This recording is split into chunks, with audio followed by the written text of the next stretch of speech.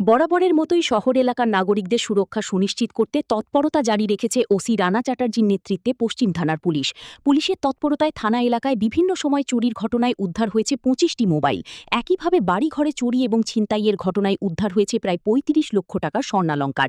গ্রেফতার করা হয়েছে 10 জনকে। গোপন সূত্রে প্রাপ্ত তথ্যের ভিত্তিতে শহরের বিভিন্ন এলাকায় অভিযান চালিয়ে পুলিশ এসব উদ্ধার করেছেন।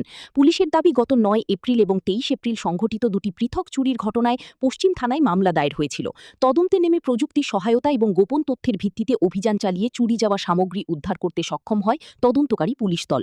এই দুটি মামলায় জড়িত থাকার অভিযোগে মোট 10 জন অভিযুক্তকে গ্রেফতার করা হয়। তাদের জিজ্ঞাসাবাদের ভিত্তিতে পাওয়া যায় চুরির মোবাইল এবং স্বর্ণালংকার। রবিবার পশ্চিম থানায় পশ্চিম জেলার পুলিশ সুপার আইপিএস নমিত পাঠকের উপস্থিতিতে পুলিশ মোবাইল এবং স্বর্ণালংকারের প্রকৃত মালিকদের হাতে সেগুলি তুলে দেয়। পুলিশ সুপার পশ্চিম থানার পুলিশের ভূমিকার প্রশংসা করেন। न्यायालय के जो ऑर्डर है उसके बाद हम इनके ओनर्स को लौटाएंगे। और अब 25 मोबाइल फ़ोन्स भी हैं जो आज हम लौटा रहे हैं। और मैं बधाई देना चाहूँगा वेस्ट पीएस के ओसी और अन्य ऑफिसरों को, जिन्होंने जो है ये अच्छी रिकवरी करी है और इनके राइट ओनर्स को लौटा है। टोटल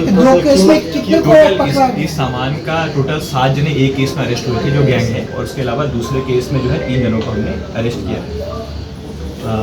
और टोटल रिकवरी 35 लाख के आसपास ही है जो रिकवरी है।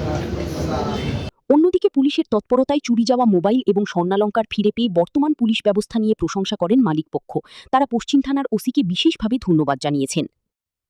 Bureau report, news now.